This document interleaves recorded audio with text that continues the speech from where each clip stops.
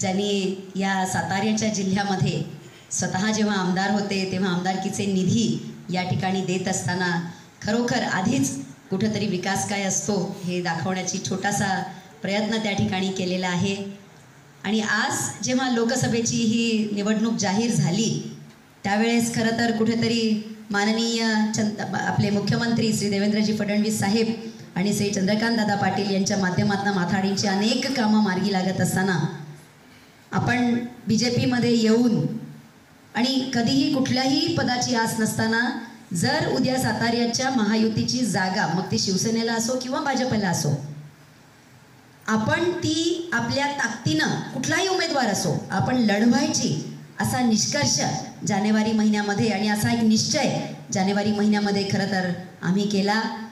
मी साहेब आम्ही दोघंही त्या अनुषंगानं अनेक भेटीगाठी घेत होतो आणि कुठेतरी अजिबात असं डोक्यातही नव्हतं की लोकसभेच्या साताऱ्याच्या उमेदवारांसाठी आपलंच नाव त्या ठिकाणी जाहीर होईल। आणि हा करिश्मा जो होता हा आपण सगळेजण जाणता की कोल्हापूरच्या या मोठ्या भव्य अशा महायुतीच्या मेळाव्यामध्ये माननीय उद्धवजी ठाकरे साहेब यांनी सन्माननीय मुख्यमंत्र्यांकडनं अक्षरशः म्हटलं की मी नरेंद्र पाटलांना मागून घेतोय कारण साताऱ्याच्या या जनतेचे प्रश्न सोडवण्यासाठी नरेंद्र पाटलांइतका दुसरा कुठलाही लोकनेता मला आत्ता तरी दिसत नाही आणि हे होण्यासाठी या महायुतीचा उमेदवार साताऱ्यात देण्यासाठी मी ह्या ठिकाणी हा उमेदवार जाहीर करतोय।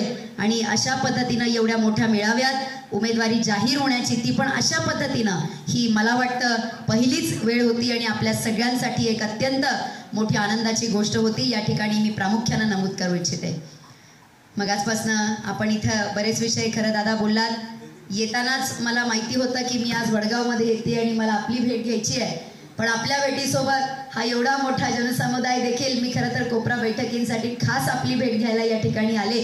पण ज्या पद्धतीनं आपण दादांच्या पाठीशी उभे आहात आणि भविष्यातल्या 6 महिन्यांच्या नंतर अतुल बाबांच्या पाठीशी उभे असणार आहात, अशाच पद्धतीनं या ठिकाणी नम्र आवाहन करते की आता सातारचे हे लोकसभेचे उमेदवार नामदार श्री नरेंद्रजी अण्णासाहेब पाटील यांच्या देखील आपण पाठीशी खंबीरपणे उभे राहाल। दादा 6 महिन्यातलं मला आता या ठिकाणी काही वर्तवायचं नाही कारण इतिहास हा कराडकर आता घडवतील, पण आता कराडच्या सोबतच साताऱ्यामध्ये सुद्धा इतिहास घडवायची वेळ आलेली आहे। जे सातारा आमच्या ऐतिहासिक एक राजधानी म्हणून त्या ठिकाणी खूप नावाजलेलं होतं, अशा ठिकाणची ओळख जी आहे ही आता कुठेतरी एक अत्यंत खुंटलेली अशी ओळख आहे। आपण अगदी रास्त सांगितलं आपण आमच्यासाठी महाराज होतात आहात आणि उद्याही राहाल। आमचा जो काही सन्मान आहे मान सन्मान आहे आपल्या सपाशी कायम राहील। पण खासदार म्हणून या विभागाचे प्रश्न सोडवत असताना किंवा या विभागाचे प्रश्न मांडत असताना आपण दाखवलेली कामगिरी ही अतिशय निराशाजनक असल्यामुळं आता या साताऱ्याला आपल्याला पर्याय शोधायचा आहे। मगाशी आपण माननीय श्री श्रीनिवासजी पाटील साहेब यांचा देखील या ठिकाणी उल्लेख केला। खरोखर आपल्या साताऱ्याचं वैभव असं होतं की जे सातारचे लोकनेते मी म्हणेन आपल्याला मिळाले यांच्यामुळे आपल्या सातारकरांना कधीच दिल्ली फार लांब वाटली नाही। इथून उठलं अगदी खासदार साहेबांच्या घरात जरी गेलं तरी दिल्लीत आपण जाऊन प्रश्न मांडतोय आणि आपल्या प्रश्नांना नक्कीच उत्तर मिळणार आहे अशा पद्धतीचं वातावरण आपल्या जिल्ह्यामध्ये होतं। पण कुठेतरी मागच्या 10 वर्षात म्हणजे अशा आख्यायिका ऐकते मी की आतमधूनच असे आवाज यायचे की लोक बाहेरूनच जायचे। आपण तरी म्हणालात की आपण राजवाड्यापर्यंत गेलात, पण मी बऱ्याच वेळेस असं ऐकलं की तिथपर्यंत कोणी पोहोचूच शकलं नाही कारण आतमध्ये भेटायची परवानगी देखील बऱ्याच जणांना नाकारण्यात आली। मी आता एवढंच सांगते की कष्टकरी माथाडी कामगारांचं नेतृत्व करणारे आणि अण्णासाहेब पाटील आर्थिक विकास महामंडळाचे अध्यक्ष असताना या व्यावसायिक आपल्या तरुण तरुणींवरती सुद्धा त्या ठिकाणी त्यांचं काहीतरी भविष्यामध्ये रोजगार उपलब्ध व्हावा म्हणून मनापासून कसोशीनं प्रयत्न करणारे नामदार श्री नरेंद्रजी अण्णासाहेब पाटील हे केवळ एका ठराविक लोकांचं प्रतिनिधित्व न करता या सातारच्या प्रत्येक विभागातल्या प्रत्येक माणसाचं, मग तो आमचा शेतकरी असेल, आमची महिला भगिनी असेल किंवा आमचे व्यावसायिक असतील, या सगळ्यांचं प्रतिनिधित्व करण्यासाठी नरेंद्रजी आज मनापासून प्रयत्न करतायत। त्याचं त्यांनी आधीच या ठिकाणी स्वतःचे प्रयत्न करून दाखवलेले, पण आता मात्र वेळ आहे एका मोठ्या साताऱ्याच्या विकासाची. हा साताऱ्याचा आपला विकास जो आहे हा खासदार साहेबांच्या निधीतनं होत असतानाच आपल्याला या ठिकाणी एक असं भक्कम नेतृत्व या ठिकाणी आपल्याला देखील उभं करायचंय. हा सगळा समुदाय पाहत असताना एवढंच सांगावं असं वाटतं की खरोखर इकडे पुढच्या 6 महिन्यामध्ये कुठलाही दुसरा बदल घडणार नाही. आपण सर्वजण इकडचे नेते आपण ठरवाल आणि हा विश्वास मला या ठिकाणी असं वाटतो की हे महायुतीचं आज जे काही गणित आहे हे भविष्यात सुद्धा कायम राहावं.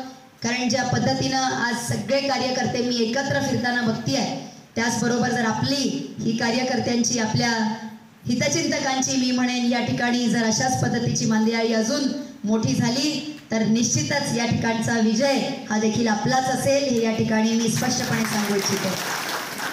23 एप्रिलला मतदान आहे. फक्त शेवटचे 5 दिवस आपल्याकडे आहेत. कराड दक्षिणेत आपण येऊच नका, कारण काही विभागांमध्ये आणि इतर सर्वत्र ठिकाणी दादा आपल्यासारखं नेतृत्व आहे आणि हे नेतृत्व असताना आपण काळजी करू नये असं देखील आम्हाला सांगितलं. आणि म्हणून सांगते, इकडचा दौरा फक्त अर्ध्या दिवसाचा लावला आणि त्याच्यामध्ये मी फक्त महत्त्वाच्या भेटीगाठी घेण्यासाठी या दौऱ्यावर आले. पण तरीसुद्धा आज आपल्यामुळे आपण या सर्वांची मला 2 शब्द बोलण्याची ही जी संधी मिळाली त्याबद्दल खरोखरच मी आपली देखील ऋणी राहीन. एवढंच सांगते की 23 एप्रिलला मतदान जे आहे ते खूप मोठ्या संख्येनं झालं पाहिजे.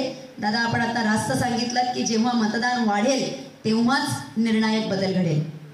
आणि हे मतदान जर वाढवायचं असेल तर आमच्या महिला भगिनी देखील आज इकडच्या जिल्हा परिषद सदस्य आमच्या ताई आहेत, तर कालही त्या आमच्या सोबत होत्या, आजही आहेत. एवढंच सांगते की निर्णायक मतदान.